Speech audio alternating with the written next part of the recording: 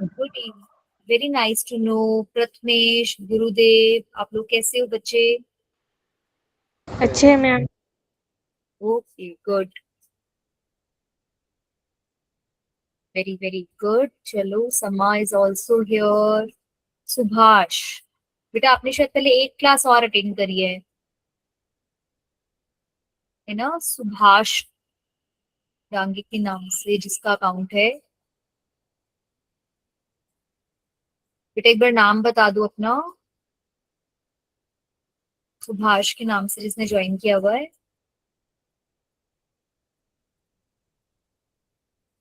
चलो, 2 मिनट का वेट करते हैं ताकि सभी बच्चे जल्दी से क्लास अटेंड कर लें। तब तक आप लोग बताओ कि आप लोगों ने रिवीजन करी चैप्टर की, थोड़ा थोड़ा चैप्टर पढ़ना स्टार्ट किया? Yes ma'am. हाँ, याद है ना, हम लोगों ने लास्ट टाइम अच्छे से बात करी थी कि आप लोग अपना वीकली स्केड्यूल बनाओ और हर दिन के अपने सब्जेक्ट्स डिवाइड कर लो कि किस दिन कौन से सब्जेक्ट्स पढ़ने हैं और कैसे पढ़ना है। करा सबने वो थोड़ा थोड़ा? Yes ma'am. Okay, very good. Okay, तो बच्चा देखो, अब हम लोगों का जो चैप्टर है सॉल्यूशंस, उसकी हमारी 4-5 क्लासेस हो गई है। We are just towards the end of the chapter, जहां पर हमारी 2-3 क्लासेस और जाएंगी इस चैप्टर में। तो मुझे ऐसा लगता है कि हम कहीं पुराने वाला भूल ना गए हो। तो उससे बचने के लिए हम लोग क्या करेंगे, आज मैं स्टार्ट करूंगी क्विज से, ठीक है? क्विज में बेटा जो क्वेश्चंस हैं वो बिल्कुल स्टार्टिंग से हैं, जो भी हमने इस चैप्टर में अब तक पढ़ा है वो सब इसके अंदर हमारे पास आएगा, ठीक है? तो क्विज के लिए स्क्रीन शेयर करूं अपनी, स्टार्ट करें क्विज।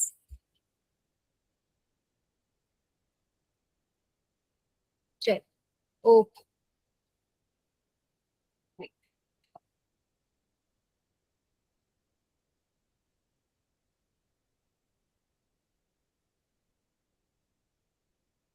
देखो बच्चा, आप लोगों को सबको स्क्रीन पर क्वेश्चन दिख रहा है?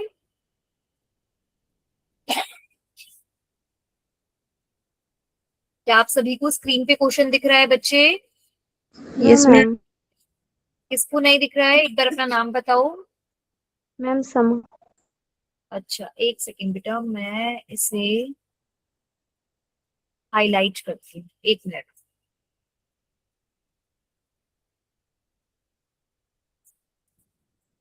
एक सेकेंड, हाँ।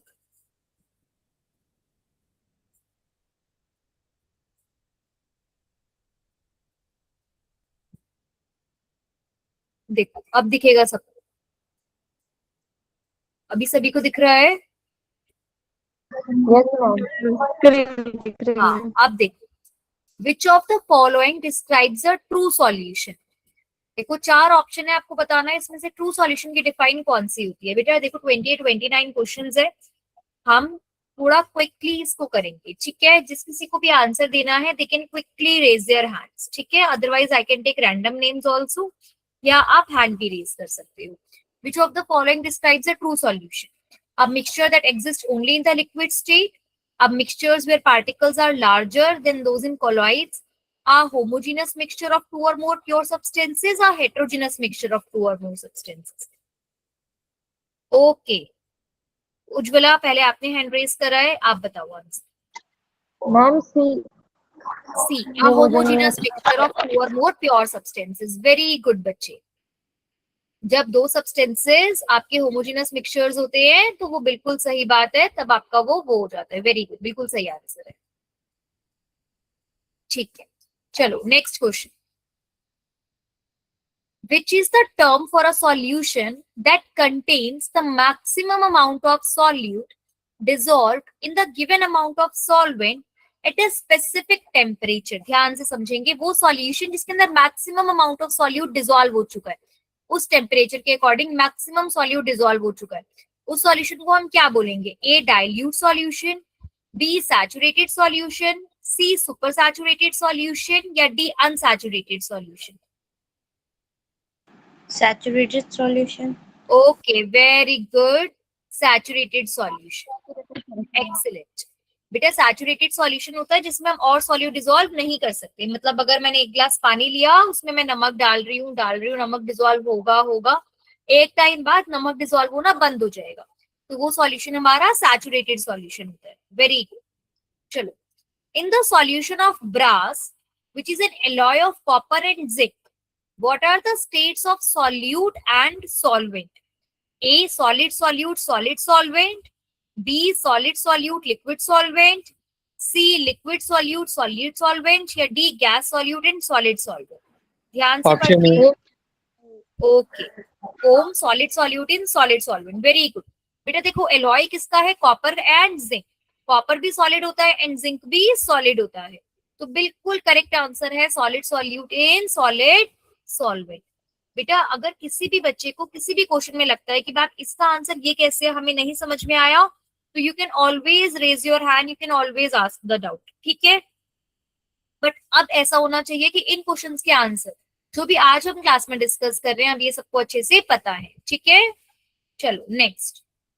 According to the general rule like dissolves like, हमने पढ़ा है ना एक ऐसा rule, like dissolve like. Which type of solute is most likely to dissolve in a polar solvent like water? Water जैसे पोलर सॉल्वेंट में क्या डिसॉल्व होगा? Only gaseous solutes A, B non polar organic compounds, C polar और ionic solutes, या D all substance regardless of polarity? C ma'am, polar और ionic solution. Okay good Rujula. C. Ritika good. See polar solvents में क्या dissolve होंगी? Polar. Very good. Like dissolve like में हमने यही पढ़ा था कि नॉन पोलर में नॉन पोलर डिसॉल्व होते हैं एंड पोलर में पोलर डिसॉल्व होते हैं. Very good. चलो next question. How does an increase in temperature typically affect the solubility of a solid that dissolves by an endothermic process? solubility of solid का क्या होता है? solid की जो solubility होती है वो टेम्परेचर इंक्रीज करने से solubility क्या करेगी? the solubility will increase, the solubility will decrease, the solubility will remain constant, or the solid becomes completely insoluble? Option A. Ma'am the solubility increase. ठीक है. Okay okay okay okay. Vaishnavi ने भी chat में एक answer दिया है. Very good. The solubility increases. Very good. बेटा देखो अगर एंडोथर्मिक प्रोसेस है, एंडोथर्मिक प्रोसेस मतलब जिसमें हम एनर्जी दे रहे हैं, तो अगर हम एनर्जी दे रहे हैं तो हमने ज्यादा टेम्परेचर दिया तो सॉल्युबिलिटी ज्यादा बढ़ जाती है. एंडोथर्मिक प्रोसेस वो होते हैं जिसमें हम एनर्जी देते हैं, तो टेम्परेचर के फॉर्म में भी हम ही एनर्जी दे रही है, तो अगर हम ज्यादा एनर्जी देंगे तो ज्यादा सॉल्युबिलिटी इंक्रीज हो जाएगी. Very good. चलो next. Which of the following laws relates the solubility of a gas in a liquid to its pressure? कौन सा लॉ हमें प्रेशर और solubility of gas को रिलेट करके देता है? A Hess law, B Henry's law, C Dalton's law, या D Raoult's law? B Henry's law. Okay okay okay okay. Gurudev आप बताओ. गुरुदेव. मैम मुझे समझ में ही नहीं आ रहा है. तो बेटा आपको बोलना पड़ेगा ना, नहीं समझ में आ रहा है तो. ओके बच्चे समझो. वो ये आपको स्क्रीन दिख रही है बच्चे? एक बार अपना नाम भी बताओ मुझे. हाँ मैम स्क्रीन दिख रही है. मेरा नाम वसुधा है मैम. वसुधा. ओके वसुधा देखो बेटा ये कह रहा है कि कौन सा लॉ है जो हमें बताता है कि जो सॉल्युबिलिटी ऑफ गैस है वो प्रेशर पे डिपेंड करती है, कि जैसे जैसे हम प्रेशर इंक्रीज करते जाएंगे सॉल्युबिलिटी ऑफ गैस बढ़ती जाएगी. हमने किस लॉ में पढ़ा है? Hess law, Henry's law, Dalton's law, या राउल्स लॉ? बताओ किस लॉ में पढ़ा है? Henry's law. वसुधा हमने पढ़ा है बेटा ये हेनरीज लॉ में. देखो हेस लॉ क्या होता है बेटा? हेस लॉ हम थर्मोडायनामिक्स वाले चैप्टर में पढ़ते हैं. वहां पर हम ये बात पढ़ते हैं कि चाहे हम एनर्जी एक ही स्टेप में दे या अलग अलग स्टेप में दे बराबर होती है. हेनरीज लॉ जो सॉल्युबिलिटी के बारे में बताता है, डेल्टन्स लॉ प्रेशर के बारे में बताता है, और राउल्स लॉ वॉलेटाइल सॉल्यूशन की बात करता है. ठीक है,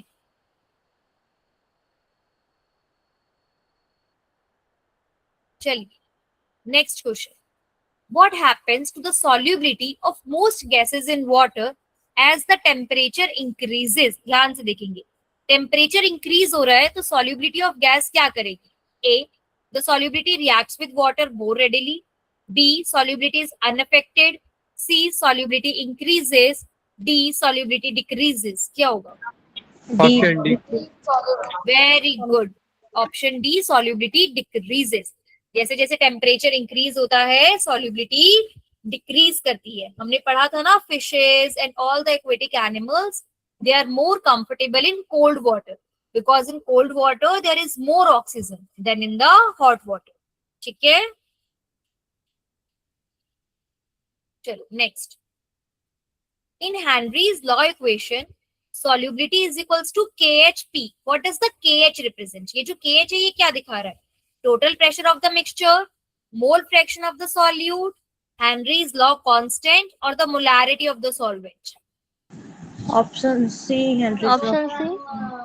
Ma'am, Okay. option C, Henry's law Okay, constant. good. Option C. Very good. चलो सब बच्चों को पता है ये तो. C Henry's law constant. Very good बच्चे. चलो. Why do ammonia and carbon dioxide often show higher solubilities than expected by Henry's law?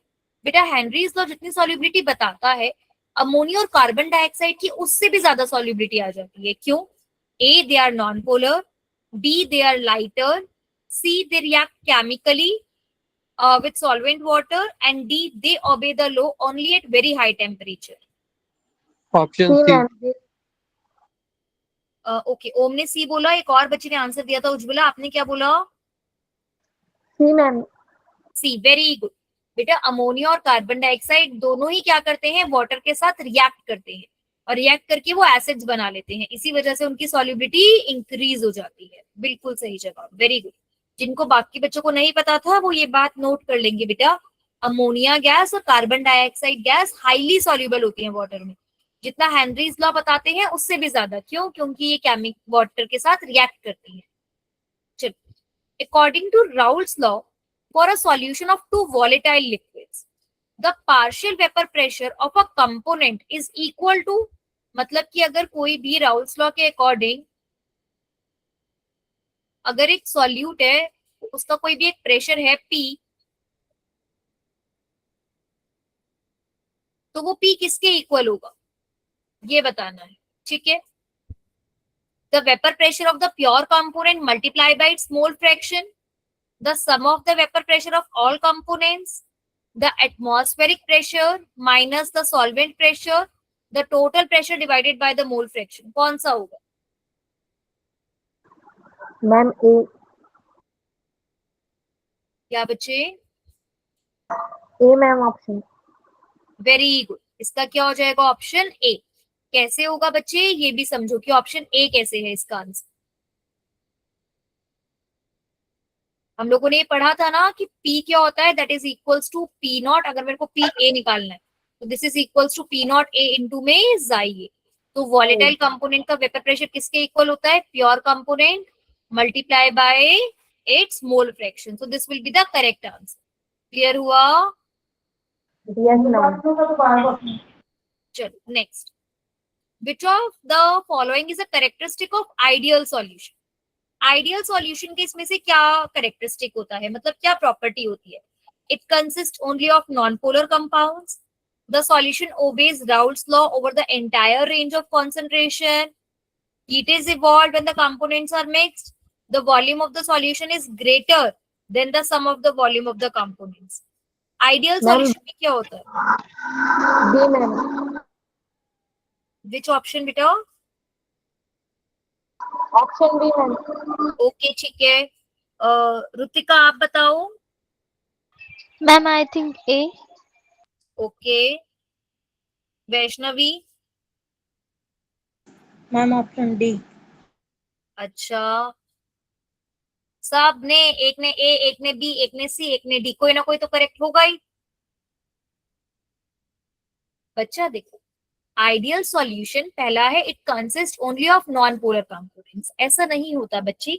जो आइडियल सॉल्यूशन होता है वो पोलर का भी बन सकता है और नॉन पोलर का भी बन सकता है. तो इसका मतलब ए तो इसका आंसर नहीं होगा. B, the solutions obeys Raoult's law over the entire range of concentration. ये सही बात है बच्चे. आइडियल सॉल्यूशन वही है जो राउल्स लॉ को पूरी कॉन्सेंट्रेशन पे फॉलो करे. जो नॉन आइडियल सॉल्यूशन होते हैं ना, हमने यही डिफाइन लिखी थी. Ideal solutions are those solutions that obeys Raoult's law at entire range of concentration. और non-ideal solution ये law follow नहीं करते और ideal solution follow करते हैं. तो B इसका बिल्कुल करेक्ट आंसर है. सी है इसमें हीट इज इवॉल्व। बेटा आइडियल सॉल्यूशन में हीट इवॉल्व नहीं होती, ना तो हीट इवॉल्व होती, ना ही हमें हीट देनी पड़ती। और डी भी गलत है, जो वॉल्यूम ऑफ द सॉल्यूशन होता है ना वो ग्रेटर नहीं होता, इक्वल होता है। तो इसका करेक्ट आंसर अब क्या हो जाएगा? बी। समझ में आया सभी को? Yes ma'am. Yes ma'am. Yes, चलिए next. If the solution shows a positive deviation from Raoult's law, what is true about the vapor pressure of the solution? अगर positive deviation है तो vapor pressure lower than expected ideal solution, decreases as the temperature increases, it is higher than expected for ideal solution, it is equal to the vapor pressure of the pure solid. अगर positive deviation है तो क्या होगा? Option B. Option कौन सा बेटा? B B. D, okay. Ma'am option C. Option C, okay Ujjwala. Prathamesh बेटा आप भी क्लास में प्लीज रिस्पॉन्ड करो, either you can turn on your mic और you can respond through chat box, but class में पार्टिसिपेट करो। प्रथमेश, आज प्रद्युमन जयेश ने भी ज्वाइन नहीं करा, साक्षी ने भी स्टार्टिंग में ज्वाइन किया था, शी इज लेट। समा का भी डिस्कनेक्ट हो गया। मैम हूँ मैम मैं। अच्छा, आपने आप दूसरे अकाउंट से लॉगिन करा हुआ है क्या? यस मैम, मैं 4-5 दिन हो गए दूसरे नंबर से लॉगिन ओके करके। ओके ओके बच्चे, ठीक है। चलो बेटा, तो पॉजिटिव डेविएशन बेटा जब राउल्स लॉ से होती है तो लोअर तो नहीं होगा, लोअर होता है नेगेटिव डेविएशन में। बेटा बी भी इसका गलत है, क्यों? क्योंकि जैसे जैसे हम टेम्परेचर बढ़ाते हैं तो वेपर प्रेशर तो इंक्रीज ही करेगा, क्योंकि जब आप टेम्परेचर इंक्रीज करोगे तो जो लिक्विड है वो और ज्यादा वेपर्स में क्रिएट होता चला जाएगा, और जितने ज्यादा वेपर्स बनेंगे उतना ही ज्यादा क्या होगा? वेपर प्रेशर इंक्रीज हो जाएगा। ओम समझ में आ रहा है? आपने बोला बी, बी क्यों नहीं होगा बेटा? ये समझ में आया? सी बेटा करेक्ट है। बेटा देखो बी इसका नहीं होगा आंसर। क्यों नहीं होगा बी? ये सच, उसमें क्या लिखा हुआ है कि टेम्परेचर इंक्रीज करेंगे तो वेपर प्रेशर डिक्रीज करेंगे, ऐसा नहीं होता बेटा। क्यों? क्योंकि देखो ये बीकर ऊपर से क्लोज्ड, ठीक है। अब इसमें कोई भी एक लिक्विड है, इस लिक्विड को अगर मैं हीट कर रही हूँ, ठीक है, और जैसे जैसे मैं टेम्परेचर इंक्रीज करूंगी, हीट करूंगी मतलब टेम्परेचर इंक्रीज करूंगी, तो बेटा जैसे जैसे टेम्परेचर इंक्रीज करेंगे वैसे वैसे और ज्यादा वेपर्स बनते चले जाएंगे ना, और जितने ज्यादा वेपर्स बनेंगे वेपर प्रेशर उतना ज्यादा इंक्रीज हो जाएगा, ठीक है। Yes ma'am. इसीलिए इसका आंसर बी नहीं होगा, सी होगा। पॉजिटिव डेविएशन में वेपर प्रेशर ज्यादा होता है, जितना हमने एक्सपेक्ट करा होता है उससे ज्यादा होता है, तो C will be the correct answer, ठीक है। चलो next. Which of the following properties depend only on the number of solute particles and not on their nature? वो प्रॉपर्टीज कौन सी होती है जो सिर्फ नंबर ऑफ सॉल्यूट पार्टिकल्स पे डिपेंड करती है, नेचर पे डिपेंड नहीं करती? Colligative properties, viscosity, density, surface tension. ये हमने लास्ट क्लास में नहीं करा है। सुभाष, वसुधा आप बताओ। ऋतिका,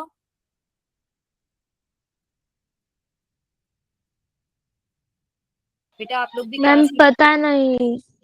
ऋतिका आप लास्ट क्लास में आए थे? मैम एक्चुअली लास्ट क्लास में मैं ज्वाइन नहीं कर पाई थी क्योंकि हमारे यहाँ बहुत जोरों से बारिश हो रही थी और फोन भी चार्ज नहीं थी। अच्छा, कोई बात नहीं बेटा, अगर आप कोई क्लास मिस करते हो ना तो आपके पास बुक है, उस बुक से जरूर आगे के टॉपिक पढ़ा करो, ठीक है। नहीं तो यूट्यूब पर बैकलॉग देखो, अदरवाइज आपका पीछे पीछे मिस होता जाएगा ना, तो बहुत ज्यादा मिस हो जाएगा, ठीक है। ऐसी प्रॉपर्टीज को हम बोलते हैं कॉलिगेटिव प्रॉपर्टीज। जो प्रॉपर्टीज सिर्फ सॉल्यूट के अमाउंट पे डिपेंड करती हैं, उनकी प्रॉपर्टीज पे नहीं करती, उन्हें हम बोलते हैं कॉलिगेटिव प्रॉपर्टीज, ठीक है। Next, vapour pressure of the solvent क्या होता है? जब हम उसमें नॉन वोलेटाइल सॉल्यूट ऐड कर देते हैं तो सॉल्वेंट का वेपर प्रेशर क्या कर देता है? सॉल्वेंट इमीडिएटली गैस बन जाता है, वेपर प्रेशर सेम रहता है, वेपर प्रेशर डिक्रीज हो जाता है या वेपर प्रेशर इंक्रीज हो जाता है, क्या होता है? Ma'am C vapour pressure decrease. The vapour pressure decreases. जो वेपर प्रेशर है बेटा वो आपका क्या करता है? डिक्रीज कर जाता है। ऐसा क्यों हो जाता है कि वो वेपर प्रेशर डिक्रीज कर जाता है? देखो बताती हूँ।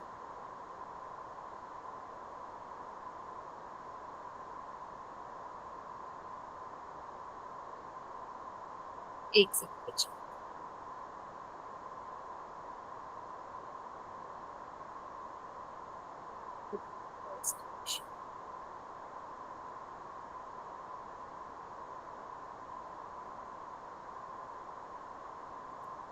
ये देखो, क्योंकि अभी ये मेरे पास एक बीकर है,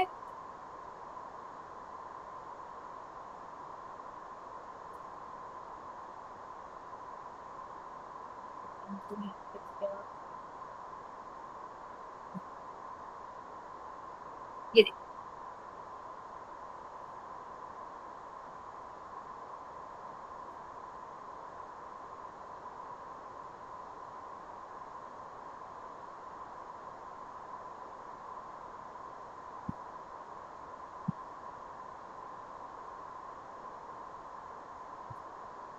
ये देखो बेटा, ये एक बीकर है।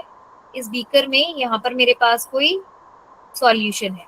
अब इस सॉल्यूशन के अंदर अगर मैं कोई एक नॉन वॉलेटाइल इम्प्योरिटी डाल दूं, यहाँ पर इस तरीके से नॉन वॉलेटाइल इम्प्योरिटी डाल दूं, तो ये इम्प्योरिटी क्या करेगी? अच्छे से वेपर्स नहीं बनने देगी, क्योंकि जहां जहां पर से वेपर्स बन सकते थे, अब वहां वहां पर तो ये नॉन वॉलेटाइल इम्प्योरिटी आ गई। तो इस वजह से वेपर प्रेशर क्या हो जाता है? रिड्यूस हो जाता है। ठीक है, वेपर प्रेशर डिक्रीजेस। चलो,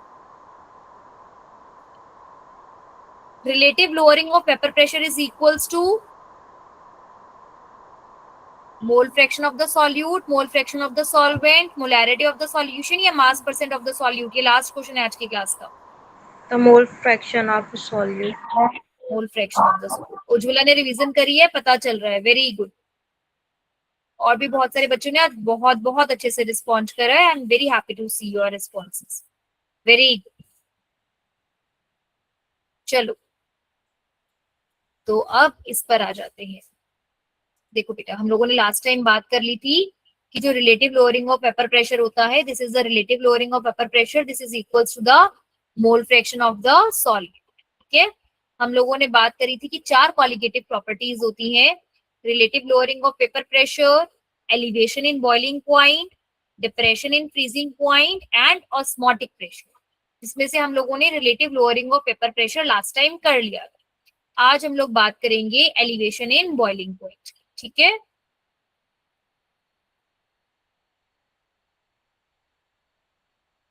अच्छा, सबसे पहले आप मुझे बताओगे बच्चे कि what do you understand by boiling? Boiling point क्या होता है? टॉपिक का नाम है हमारा एलिवेशन इन बॉइलिंग पॉइंट। सभी लोग हेडिंग डाल लेंगे अपनी अपनी नोटबुक्स में, एलिवेशन इन बॉइलिंग पॉइंट। सबसे पहले मुझे कोई भी एक बच्चा बताएगा व्हाट इज बॉइलिंग पॉइंट? ये बॉइलिंग पॉइंट क्या होता है?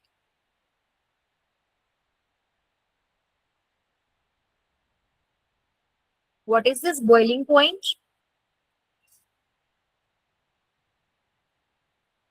बच्चे बॉइलिंग पॉइंट, अच्छा, वाटर का बॉइलिंग पॉइंट कितना होता है, किसी को पता है क्या?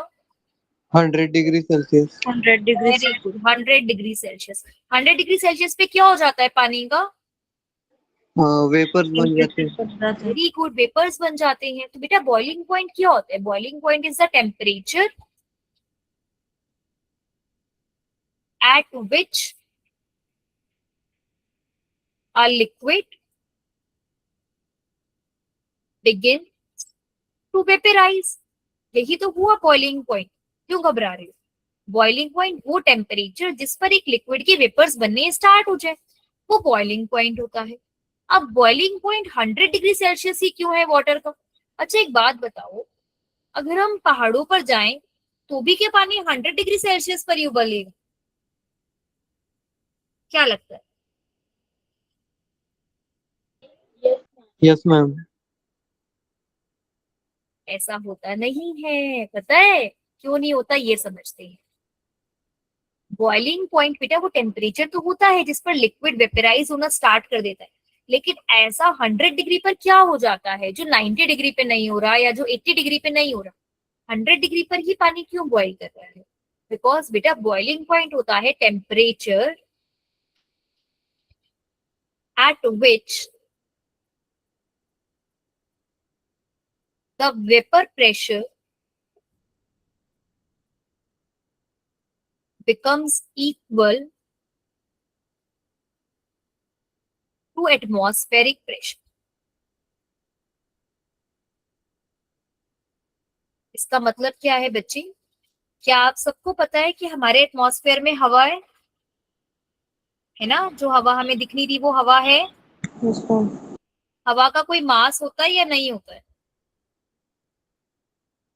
हवा में कोई वेट होता है या नहीं होता है? बोलो बच्चे, do air has mass, yes और नो? No, ma'am.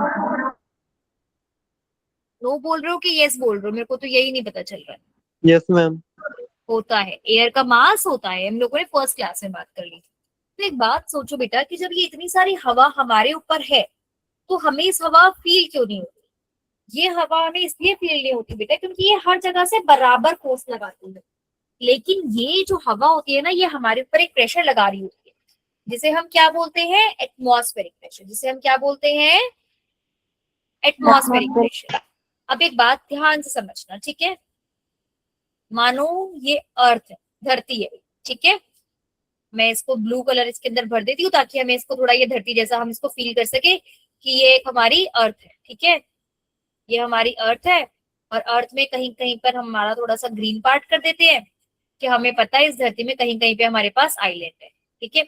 अच्छा, अब एक बात बताओ, हम धरती के ऊपर रहते हैं या धरती के अंदर रहते हैं? Do we live on the earth और इन द अर्थ? ऊपर रहते हैं। हाँ, बिल्कुल सही बात है, हम धरती के ऊपर रहते हैं।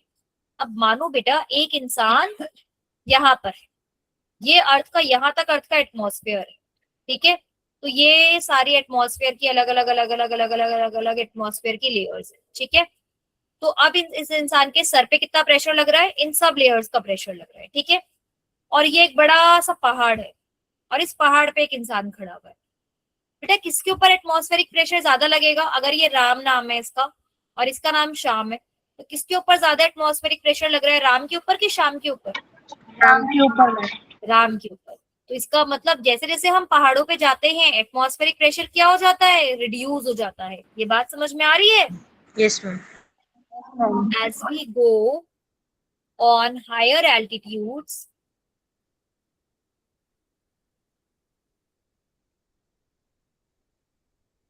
हायर एल्टीट्यूड्स का मतलब होता है बेटा हाइट पर, पहाड़ों पर जाते हैं, द एटमॉस्फेरिक प्रेशर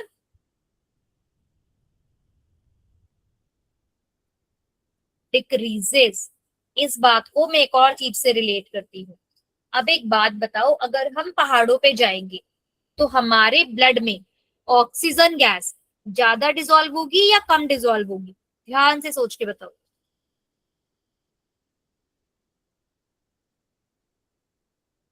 अगर मैम एक बार फिर से रिपीट करेंगे। अगर हम पहाड़ों पे जाएंगे तो पहाड़ों पे प्रेशर कम है, एटमॉस्फेरिक प्रेशर रिड्यूस हो गया, तो oxygen gas will be more soluble और less soluble in our blood?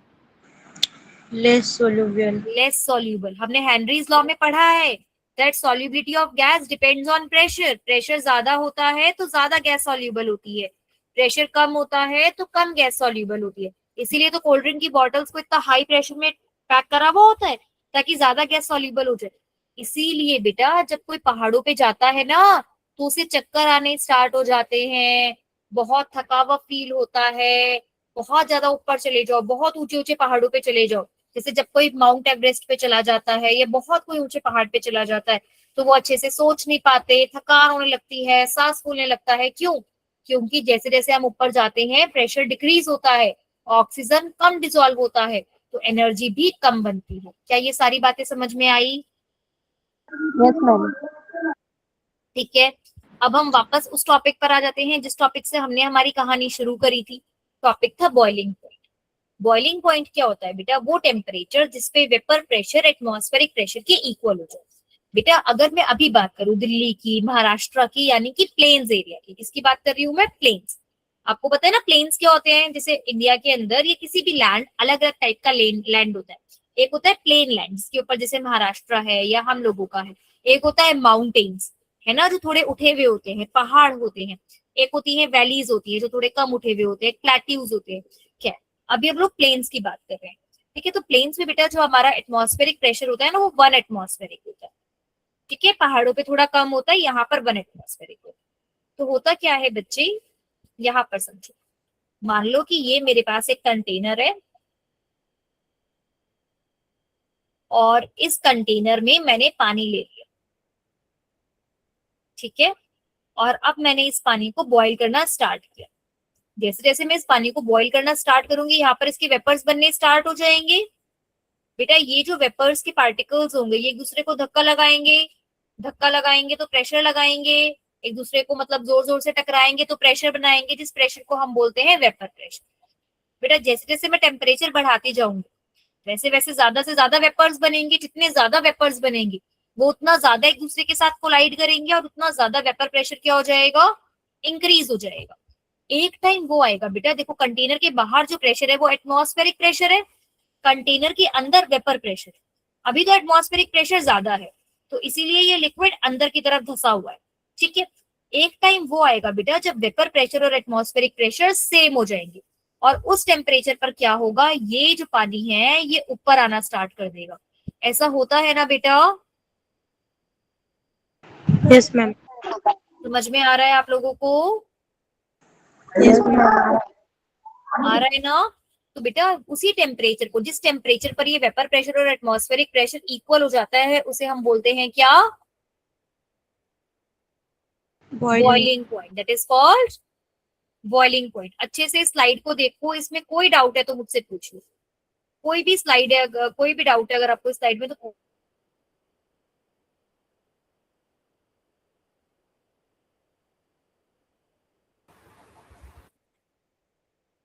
हाँ बेटा समझ में आ रहा है आप लोगों को? ये वाली स्लाइड अच्छे से देखो, इसमें कोई भी डाउट है?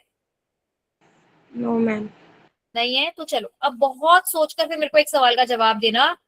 अब पहाड़ों पर मैंने ये पानी लिया और इस पानी को मैंने नीचे से हीट करना स्टार्ट कर दिया। जब इस पानी को मैंने नीचे से हीट करना स्टार्ट कर दिया तो इसके वेपर्स बनने स्टार्ट हो गए। अब पानी जल्दी उबलेगा कि देर से उबलेगा, बस ये बता। देर से। बेटा बाहर प्रेशर कम है, मानो अभी से 1 एटमॉस्फेरिक तक जाना है। ये 0 हुआ, 0 से 0.1 हुआ, फिर 0.2 हुआ, फिर 0.6 हुआ, फिर 1 हो गया। पहाड़ों पर तो प्रेशर 1 एटमॉस्फेरिक नहीं होगा ना, पहाड़ों पे तो प्रेशर मान लो 0.6 एटमॉस्फेरिक ही है। तो इसने 0 से स्टार्ट किया, 0 से 0.2 किया, 0.4 किया, 0.6 चला गया। तो अब बताओ जल्दी बॉईल करेगा क्या देर से बॉईल करेगा? जल्दी बॉईल करेगा। जल्दी बॉईल करेगा ना। आया समझ? ओम, वसुधा, यस मैम। आ गया समझ में बेटा आपको ये कि पानी जल्दी क्यों बॉईल करता है? Yes, ma'am.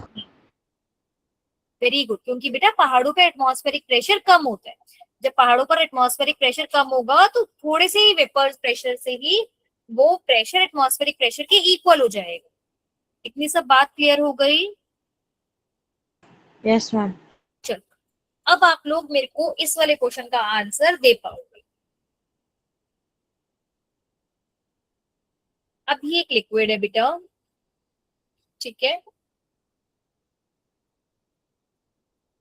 ये एक प्योर लिक्विड है जिसके अंदर कोई इम्प्योरिटी नहीं है। वॉलेटाइल लिक्विड है। कैसा लिक्विड है? वॉलेटाइल लिक्विड है। वॉलेटाइल मतलब इजीली वेपराइज हो रहा है, इजीली इसके वेपर्स बन रहे हैं। ठीक है, ये एक मेरा कंटेनर है और एक यहाँ मैंने दूसरा कंटेनर लिया। इस कंटेनर में भी मैंने same amount of volatile liquid ले लिया।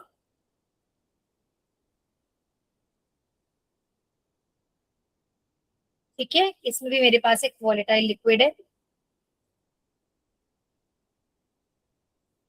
लेकिन मैंने, ये मेरा कंटेनर है बी, लेकिन मैंने बी कंटेनर में क्या करा, बी कंटेनर में मैंने कुछ कुछ नॉन वॉलेटाइल इंप्योरिटीज मिला दी। ऐसे पार्टिकल्स, ऐसा सॉल्यूट डाल दिया जो कि नॉन वॉलेटाइल है, जिसके वेपर्स नहीं बनते। ये मैंने इसमें एक नॉन वॉलेटाइल इम्प्योरिटी ऐड कर दी। ठीक है, चलो ओके। अब आप मुझे बताओ किस केस में वेपर्स ज्यादा बनेंगे, ए के केस में कि बी के केस में? एक के केस में। ए के केस में। बी के केस में क्या हो जाता है? Lowering of vapour pressure, vapour pressure lower हो जाता है। ये हम लोगों ने पहले भी पढ़ा है, there will be lowering of vapour pressure, here vapour pressure will be more. अब मुझे बताओ किस केस में पानी जल्दी उबलेगा, ए के केस में कि बी के केस में? एक के केस में। एक ही केस में। ओके, वैष्णवी, सुभाष, ओम, एक ही केस वसुधा, में। एक के केस में मैम। एक ए, केस में। ओम,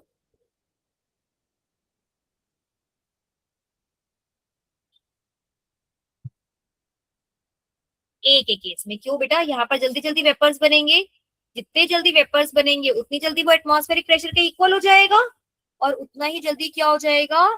पानी बॉईल हो जाएगा। लेकिन यहाँ पर सेम टेम्परेचर पर पानी कम वेपर्स बनाएगा, तो यहाँ पर पानी को उबालने के लिए हमें टेम्परेचर क्या करना पड़ेगा? ज्यादा देना पड़ेगा। ज्यादा इसी ले को लेना। हम बोलते हैं एलिवेशन इन बॉइलिंग पॉइंट। इसी को हम क्या बोलते हैं? Elevation in boiling point.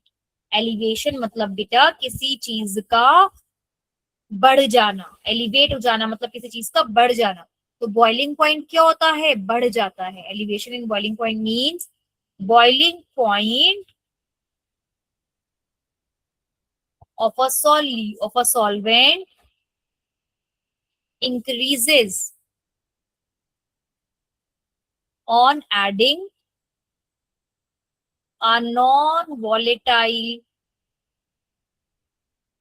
solute।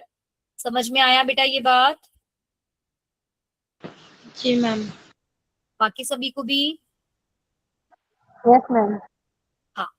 अब देखो कितना बढ़ेगा बेटा, जो एलिवेशन इन बॉइलिंग पॉइंट होता है वो कितना हुआ है उसको कैसे समझे? मानो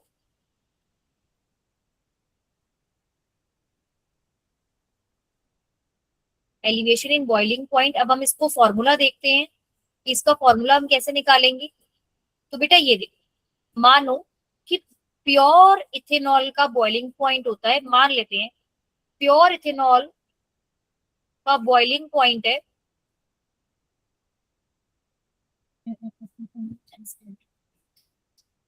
65 केल्विन। ठीक है, और मान लो ऑन एडिंग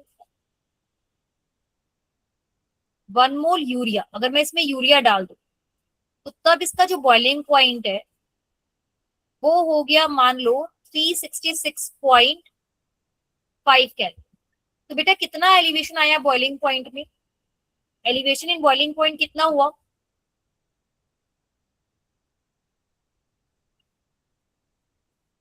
देखो एक बार बताओ कितना बॉइलिंग पॉइंट बढ़ा है?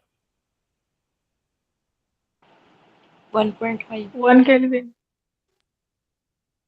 1.5 बढ़ा है बेटा। देखो पहले 365 था, अब 366.5 है, तो कितना एलिवेशन इन बॉइलिंग पॉइंट हो गया? 1.5 केल्विन का। ये समझ में आया सभी को? Yes ma'am. कि बेटा हमने कैसे निकाला? ये हो गया सॉल्यूशन का बॉइलिंग पॉइंट और ये हो गया प्योर सॉल्वेंट का बॉइलिंग पॉइंट। प्योर सॉल्वेंट के बॉइलिंग पॉइंट को बोलते हैं टी नॉट बी, सॉल्यूशन के बॉइलिंग पॉइंट को बोलते हैं टीबी। तो जो भी चेंज आया उसे हम क्या बोल सकते हैं? Delta TB. डेल्टा टीबी मतलब elevation in boiling point is equals to TB minus T naught B. क्या ये समझ में आया? Yes ma'am. Yes ma'am. Vasudha, Om, Ujjwala, Prathamesh, Subhash. क्या क्या मैम? यस मैम, समझ में आ गया। हाँ, अब बेटा वो कहते हैं कि ये जो डेल्टा टीबी है ना, एलिवेशन इन बॉइलिंग पॉइंट कितना आएगा? ये डिपेंड करता है किसके ऊपर? इसका फॉर्मूला होता है delta TB is equals to K B into में एम। ये अच्छे से फॉर्मूला लिख लो, इसको ऐसे स्क्वायर कर लो, फिर मैं ये फॉर्मूला समझाती हूँ। Delta TB is equals to K B into में एम, जहां पर बेटा आपका के बी क्या होता है? के बी होता है कांस्टेंट, इसे बोलते हैं molar elevation constant. Molar elevation constant ये कांस्टेंट वैल्यू होती है, ये एग्जाम में गिवन होती है। इसका एक और नाम होता है एब्यूलियोस्कोपिक पॉइंट, भारी भरकम सा नाम है, एब्यूलोस्कोपिक पॉइंट, ऐसे याद रखो। बॉइलिंग वाटर वाला है ना, इसलिए बॉइल आ रहा है इसमें भी, एब्यूलोस्कोपिक पॉइंट। और ये एम क्या होता है बेटा? ये एम होता है मोलैलिटी। क्या होता है ये एम? मोलैलिटी। क्या आप लोगों ने ये वर्ड सुना है मोलैलिटी? No, ma'am. नहीं सुना। अच्छा ठीक है बेटा, देखो ये स्लाइड जो है ना, ये थोड़ी सी हमारी स्लाइड, हम लोग इस स्लाइड से हट रहे हैं, हम हमारा थोड़ा सा बेसिक कंसेप्ट कर रहे हैं इसमें, समझ। मोलैलिटी क्या होता है ना बेटा, दो चीजें समझेंगे, एक मोलैलिटी समझेंगे और एक मोलैरिटी समझेंगे। मोलैलिटी एंड मोलैरिटी, ये दोनों क्या होते हैं ना बेटा, ये दो तरीके होते हैं सॉल्यूशन की कॉन्सेंट्रेशन बताने के। There are two ways to express the concentration of solution. एक सॉल्यूशन कितना कॉन्सेंट्रेटेड है, उसमें कितना सॉल्यूट है, ये बताने के दो तरीके होते हैं। एक होता है मोलैलिटी, एक होता है मोलैरिटी। ठीक है, दोनों का बहुत मिलता जुलता सा नाम है, मिलता जुलता ही फॉर्मूला है, लेकिन एग्जाम में ध्यान रखना है, मोलैलिटी को स्मॉल एम से रिप्रेजेंट करते हैं, मोलैरिटी को कैपिटल एम से रिप्रेजेंट करते हैं। ठीक है, अब होता क्या है बच्चे, मोलैलिटी का फॉर्मूला होता है number of moles of solute upon में mass of solvent in KG. ये होता है मोलैलिटी का formula, number of moles of solute divided by mass of solvent in KG. और बेटा मोलैरिटी का फॉर्मूला होता है number of moles of solute upon में volume of solution in litre. Volume of solution in litre. ये दोनों चीजें जो हैं बेटा, ये आपके बहुत काम आएंगी, इनको आप कहीं पर लिख के रखो, ये बहुत जगह यूज आएगा। मोलैलिटी एंड मोलैरिटी, समझ में आया? Yes, ma'am. बेटा अगर कहीं पे भी कंसंट्रेशन वर्ड लिखा हुआ है और उसने लिखा हुआ नहीं है कि कौन सी कॉन्सेंट्रेशन, तो अपने आप मान लेना है कि कॉन्सेंट्रेशन की बात कर रहा है, तो मोलैरिटी की बात कर रहा होगा। किसकी बात कर रहा होगा? Molarity. मोलैरिटी। अगर कहीं पे लिखा नहीं है ना, सिर्फ लिखा हुआ है कॉन्सेंट्रेशन, तो कॉन्सेंट्रेशन लिखा हुआ है तो समझ जाना कि वो मोलैरिटी की बात कर रहा है। नंबर ऑफ मोल्स निकालने तो आते हैं ना, नंबर ऑफ मोल्स का फॉर्मूला रिवाइज कर लेते हैं। नंबर ऑफ मोल्स का फॉर्मूला होता है गिवन मास अपॉन में मोलर मास। Molar mass. ठीक है, एक और चीज समझो बेटा, एक बात बताओ, कभी घर में दूध उबाला है? Yes, ma'am. किस किसने उबाला है कभी दूध? कभी भी दूध उबाला है? जिसने बोला उबाला एक बार बोल दो यस ना। Yes ma'am. Yes, ma'am. Yes, ma'am. Yes अच्छा, मैम। जब दूध उबलता है तो क्या होता है, दूध उतना का उतना रहता है कि ज्यादा जगह लेना स्टार्ट कर देता है? ज्यादा जगह लेना। ज्यादा जगह। अच्छा, दूध का मास भी चेंज होता है कि मास सेम रहता है, सिर्फ वॉल्यूम चेंज होता है? वॉल्यूम चेंज होता है। वॉल्यूम चेंज होता है, मास क्या रहता है बेटा? सेम रहता है। इसका मतलब जो वॉल्यूम होता है किसी भी चीज का, volume changes with temperature. Volume changes with temperature. Volume जो होता है वो टेम्परेचर के हिसाब से चेंज होता है, but mass remains constant. Remains constant मतलब मास बिल्कुल सेम टू सेम रहता है with temperature. Mass remains constant with temperature. Mass temperature के साथ चेंज नहीं करता। तो अब क्या होता है ना बेटा, जैसे अब यहाँ पर है एलिवेशन इन बॉइलिंग पॉइंट। अब जब मैं बॉइलिंग पॉइंट की बात करूंगी तो मतलब मेरे को टेम्परेचर चेंज करना पड़ेगा। अब अगर मेरे को टेम्परेचर चेंज करना पड़ेगा तो मैं क्या प्रेफर करूं, मोलैरिटी या मोलैलिटी? क्या चीज टेम्परेचर के साथ चेंज नहीं करेगी, मोलैलिटी या मोलैरिटी? क्या चीज टेम्परेचर के साथ नहीं बदलेगी? देखो वॉल्यूम तो टेम्परेचर के साथ बदल जाता है, मास नहीं बदलता। मोलैलिटी मास पे डिपेंड कर रही है, मोलैरिटी वॉल्यूम पे डिपेंड कर रही है। तो क्या चीज नहीं बदलेगी? Molality. मोलैलिटी। मोलैलिटी क्या करेगी, टाइम के साथ नहीं बदलेगी, तो इसीलिए बेटा हम लोग क्या प्रेफर करते हैं, molality. So molality is preferred, molality is preferred. तो जब भी हम कभी कॉलिगेटिव प्रॉपर्टीज की बात करेंगे तो सबसे पहले वाली कॉलिगेटिव प्रॉपर्टी में हमने मोल फ्रैक्शन ले लिया, बाकी दो में मोलैलिटी लेंगे, चौथी में मोलैरिटी। तो बेटा यहाँ पर तो ये जो फॉर्मूला है ना delta TB is equals to KBM, इसको हम और अच्छे से लिख लेते हैं। अब देखो एलिवेशन इन बॉइलिंग पॉइंट का फॉर्मूला क्या बन गया, एलिवेशन इन बॉइलिंग पॉइंट का फॉर्मूला हमारे पास आ गया delta TB is equals to K B multiply by M. अच्छे से इस फॉर्मूला को लिख लेंगे, वेयर ये एम क्या है, this M is molality. Molality का फॉर्मूला होता है number of moles of solute upon में mass of solvent in KG. अब अगर बेटा ये हमें वेट ग्राम्स में दे रखा होगा तो ऊपर क्या कर देंगे, 1000 लगा देंगे। किलोग्राम में लेना है ना, तो ग्राम है तो ऊपर 1000 लगा देंगे, ठीक है। और number of moles of solute का क्या फॉर्मूला होता है, गिवन मास अपॉन में मोलर मास। तो इसको अगर मैं ऑल खोल के लिखना चाहूँ तो मैं लिख सकती हूँ delta TB is equals to KB into में W2 इंटू में 1000 अपॉन में W1 इंटू में M2,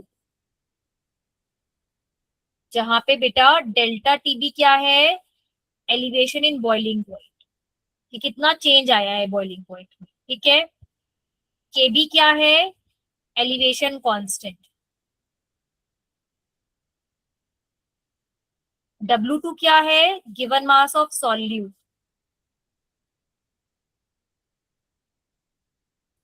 ग्राम्स में। W1 क्या है,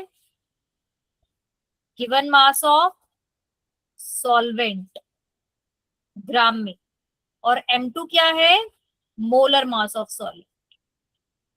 सभी को समझ में आया? Yes, ma'am. अच्छे से बेटा ये फॉर्मूला हमें याद रखना, ये लास्ट वाला फॉर्मूला हमें अच्छे से याद रखना, ठीक है। इससे रिलेटेड क्वेश्चन करें अब एक, अच्छे से इसको देखो, फिर इससे रिलेटेड एक क्वेश्चन करेंगे, ठीक है।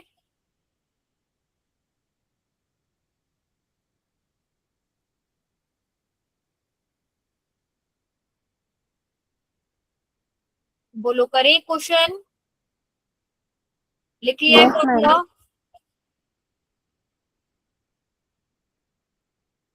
चलो फॉर्मूला लिख लिया है तो एक बार देखो ये वाला क्वेश्चन करेंगे, आप लोग सब कर सकते हो ये क्वेश्चन, घबराओ नहीं क्वेश्चन से, कोई बात।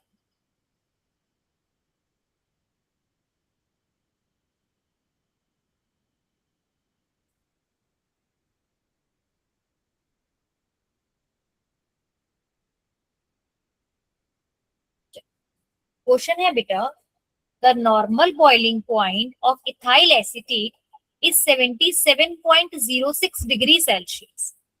A solution of 50 grams of a non-volatile solute in 150 grams of ethyl acetate boils at 84.27 degrees Celsius. Evaluate the molar mass of solute if Kb for ethyl acetate is 2.77 degrees Celsius per kg per mole. बेटा जब भी कभी numerical करते हैं तो सबसे पहले क्या करते हैं, Given लिखते हैं. गिवन लिखते हैं, वेरी गुड। जब भी कभी न्यूमेरिकल करते हैं सबसे पहले क्वेश्चन में हम लिख लेते हैं कि हमें क्वेश्चन में क्या क्या गिवन है और हमें क्या क्या निकालना है। The normal boiling point of ethyl acetate, मतलब कि प्योर का हमें बॉइलिंग पॉइंट गिवन है T0B, कितना गिवन है बेटा, 77.06 degree Celsius. A solution of 50 grams of non volatile solute, तो ये हमें क्या दे रखा है, मास ऑफ सॉल्यूट दे रखा है 50 grams is dissolved in 150 grams of ethyl acetate। तो 150 ग्राम क्या हो गया बेटा, मास ऑफ सॉल्वेंट हो गया,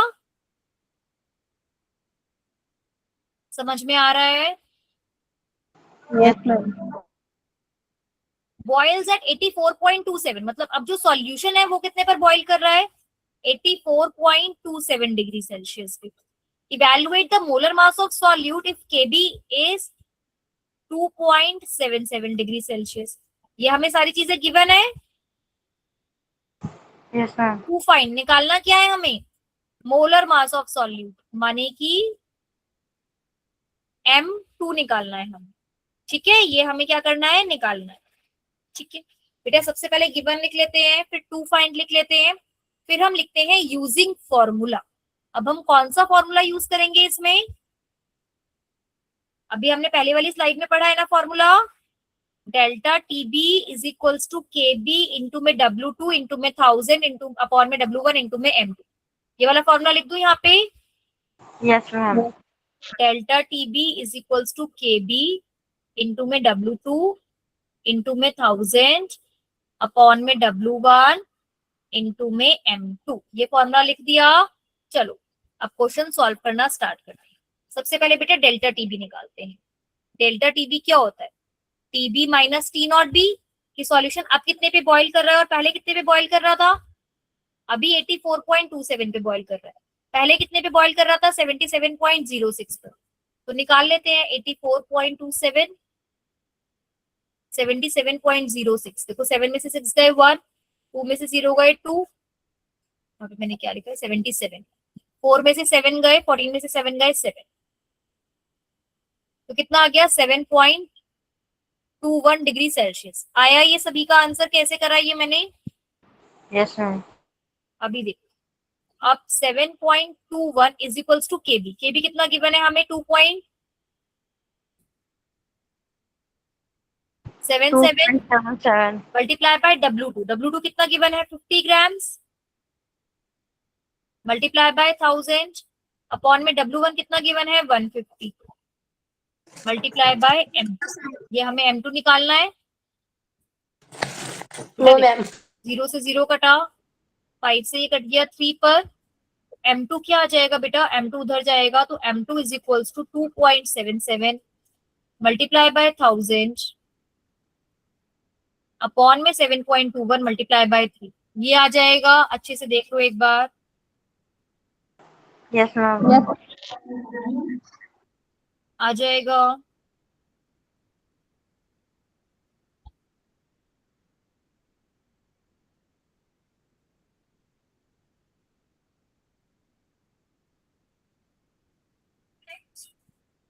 देखो करो अब इसको सॉल्व।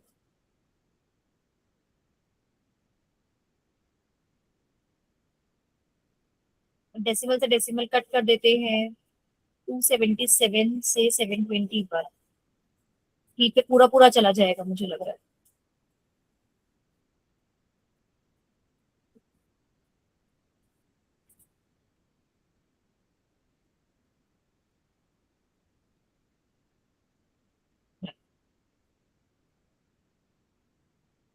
देखो 3 से कट कर लेती हूँ इसको, 3 9 जा 27, 3 2 जा 6.3 समथिंग आ जाएगा, है ना। फिर ये इधर से 92 से इधर जाएगा तो ये 8 पे चला जाएगा, और 8 से 1000 को डिवाइड कर दो, तो नियरली नियरली आपका आंसर जो आएगा वो इधर, मैं आपको इधर दिखा देती हूँ।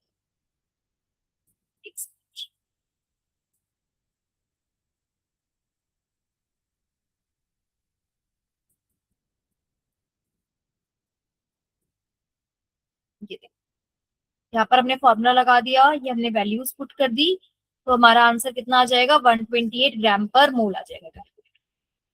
ठीक है Yes, ma'am. बेटा, इस तरीके से मैं आपको और भी क्वेश्चंस दिखाती हूँ, और ये क्वेश्चंस फिर आप लोग अपना जरूर ट्राई करना। ठीक है, एक तो इसके जस्ट नेक्स्ट वाला क्वेश्चन ट्राई करो होमवर्क में,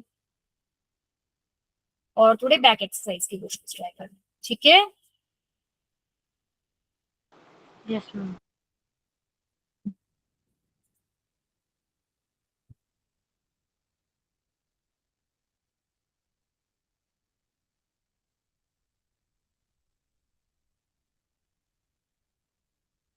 देखो ये वाला,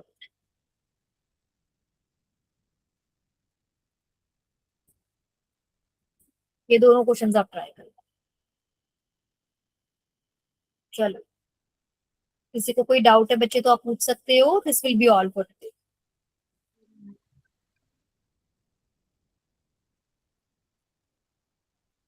ठीक है।